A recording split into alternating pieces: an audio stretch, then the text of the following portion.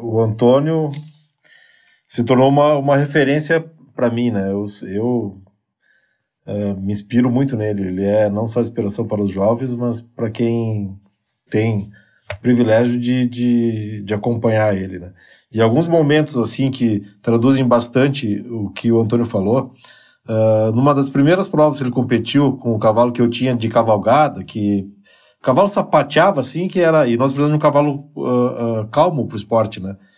Mas teve uma prova assim que estava tudo perfeito, né? Eu disse, dessa vez o guri vai ganhar alguma coisa que ele não tinha ganho nada até então, né? E o cavalo fez uma baita prova, mas deu um coice. E quando tu dá um coice, te joga a pontuação lá embaixo, né?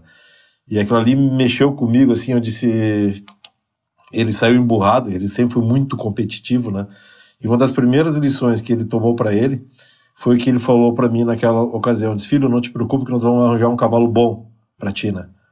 E ele, chorando, ele disse para mim assim, pai, eu não quero, a culpa não é só dele.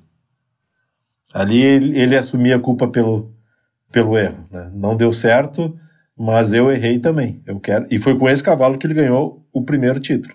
E nesse título, a segunda história, nesse título, quem fazia o troféu desse campeonato era o Caê Braga, que é um dos maiores escultores que o Rio Grande do Sul tem.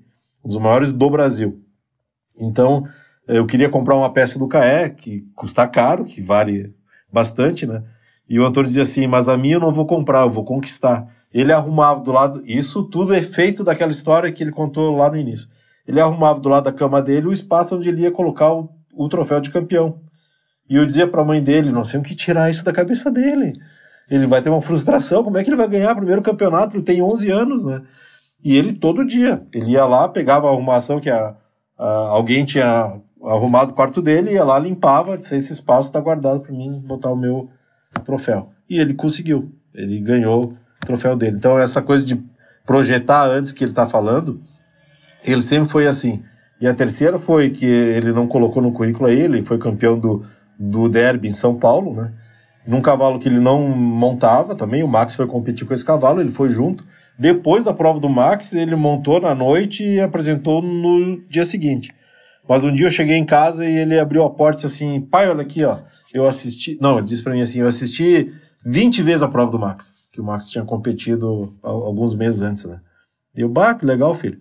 E na viagem, nós íamos no avião, ele abria um livrinho e lia, né?